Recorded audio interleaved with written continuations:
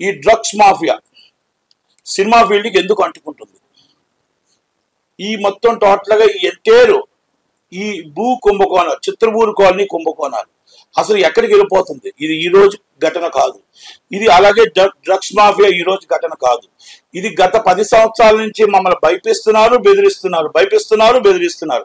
ఇది ఎవరి వైఫల్యం? Vasavi online services. మా వద్ద పాస్పోర్ట్ వీసా సర్వీసెస్ కలవు. వీసాలో 99% అప్రూవల్ సక్సెస్ రేట్ ఉంది. Please contact 8019482544. ఇది తెలియాలి. ఎందుకంటే సినిమా ఇండస్ట్రీలో ప్రతి వాళ్ళు బయటికి వెళ్తుంటే సినిమా ఇండస్ట్రీ అంటుంటే పలానా డ్రగ్స్ లో ఉన్నారా ఇలా చాలా చీప్ గా చూసే పరిస్థితికి వచ్చింది. సినిమా ఇండస్ట్రీలో ఆడపిల్లలను కూడా చాలా చీప్ గా చూసుకునే పరిస్థితికి వచ్చింది. సినిమా ఇండస్ట్రీలో ఉండాలి, అందరూ ఇలాంటి ఎవరో కాదు. ఇక్కడ ఎవరో ఒకరు చేసిన తప్పుకు 99 మందిని అనడం తప్పు. చేసినది డైరెక్ట్ గా పోలీసులు ఫోటో పెట్టారు, సాక్ష్యాధారాలు చూపించారు. మీకు ధైర్యం ఉంటే తీసుకెళ్లి అరెస్ట్ చేయండి. 2 సార్లు 3 సార్లు అయితే పీడీ యాక్ట్ లోన్ వేసేయండి. రెండోది, డ్రగ్స్ తీసుకున్నారా లేదా అనేది ఆమె నిర్ణయం. ఇంకా ఎవరెవరు తీసుకున్నారు? ఇండస్ట్రీ మొత్తం ఛానల్ అన్ని కూడా ఇండస్ట్రీ మొత్తం చూపిస్తున్నాయి. ఇది తప్పు. సినిమా ఇండస్ట్రీలో మనం మా అసోసియేషన్ సీరియస్ గా తీసుకోవాలా? ఎందుకంటే ఒక ఆర్టిస్ట్ మీద వచ్చింది, నిజమైతే ఆమె మీద యాక్షన్ తీసుకోండి.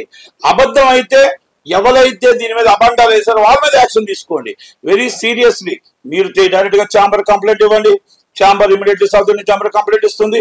South Indian chamber immediately Karnataka chamber complaint ఇస్తుంది. ఎవరు ఆ పోలీసుని క్రియేట్ చేశారు, ఎవరు కృష్ణవేణి, ఎవరు యామ, తప్పు జరిగింది మా ఇండస్ట్రీ, తెలుగు ఇండస్ట్రీని ఎందుకు అబాండాలు వేశారు? ఎస్, ఇమ్మీడియట్లీ మొత్తం టోటల్ జాయింట్ మీటింగ్ పెట్టి వాళ్ళ మీద యాక్షన్ తీసుకుందాం. ఒకవేళ లేదు ఇది పోలీసులు చెప్పింది నిజం అయితే ఇమ్మీడియట్లీ యాక్షన్ తీసుకోండి యామ గారి మీద. నేను రెండే అడుగుతున్నా. తప్పు చేస్తే మన మనసుని కాపాడుకుందాం, ఒప్పు చేస్తే ఇమ్మీడియట్లీ మరి రిమూవ్ చేద్దాం. ఎందుకంటే మనం సురేష్ కొండేటి అన్న ఆయన వ్యక్తిగతంగా ఏదో ఒక ఈవెంట్ చేసుకుంటున్నాడు. ఒక చిన్న పొరపాటు జరిగిందో ఏది జరిగిందో మేబీ పొరపాటు జరిగిందంటే మన రాష్ట్ర పరువు పోతుందని అవతల గవర్నమెంట్ మినిస్టర్ ఫోన్ చేశారని ఇమ్మీడియట్లీ రిమూవ్ చేసాం అన్నింటిలో నుంచి. అంటే తప్పు జరిగింది, మన రాష్ట్ర పరువు తీసుకొచ్చి ఇంకొకటి పెట్టారని. మరి కర్ణాటక గవర్నమెంట్ దగ్గర మన పరువు తీసి రోడ్డు మీద పెట్టలేదా? సేమ్ గోవా, ఇది కర్ణాటక. ఇది మన అక్కడ పరువు పోయినట్టు మనకి ఇక్కడ పరువు పోయినట్టు కాదా?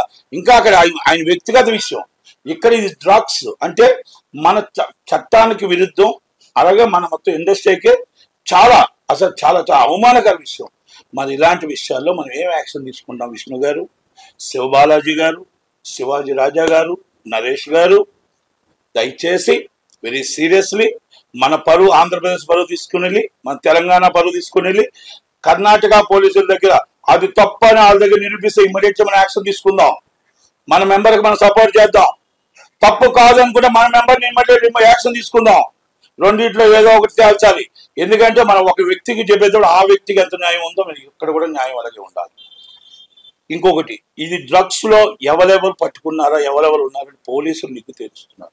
దాంట్లో మేము పెద్దగా వెళ్ళాల్సిన అవసరం లేదు. వాళ్ళు ఇన్వెస్టిగేషన్లో ఎవరు తప్పు ఎవరిదని తెలిస్తే 100% మా అసోసియేషన్ అయితే మా అసోసియేషన్, ఛాంబర్ అయితే ఛాంబర్, కౌన్సిల్ అయితే కౌన్సిల్, ఎవరైనా ఉంటే తీసుకుంటారు. డబ్బులు ఎక్కువైపోయి ఆయన బర్త్డే చేసుకుంటున్నాడు. దాంట్లో ఉన్న వాళ్ళందరూ ఇక్కడి నుంచి కొంతమంది వెళ్ళడం జరిగింది. దాంట్లో రేవు పార్టీ అని చెప్పారు, రాత్రి 3 గంటలకు దొరికారు. అది దొరికిన దాంట్లో హంగామా చేస్తున్నారు.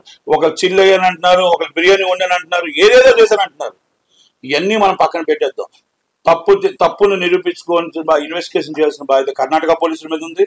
దాన్ని మనం టోటల్గా ఎంక్వైరీ చేసుకొని మన మెంబర్స్ని మనం కాపాడుకోవడమా, మెంబర్స్ వల్ల ఇలా వల్ల సినిమా ఇండస్ట్రీకి అవమానం వస్తుంది కాబట్టి, సినిమా ఇండస్ట్రీకి ఇబ్బంది వస్తుంది కాబట్టి మనం ఏం యాక్షన్ తీసుకోవాలనేది ఆయన సీరియస్లీ యాక్షన్ అయితే తీసుకోవాల్సిన అవసరం ఉంది.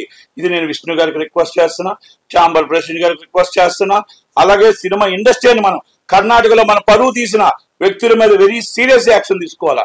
ఎందుకంటే గోవాలో చిన్న పొరపాటు జరిగిందని మన ఆయన మీద తీసుకున్నప్పుడు, సురేష్ కొండేటి గారి మీద తీసుకున్నప్పుడు ఇది కూడా వర్తిస్తుంది కదా అనేది ఒక్కసారి ఆలోచించుకోవాలనేది ఈ ప్రెస్ మీట్ నేను పెట్టడం జరిగింది.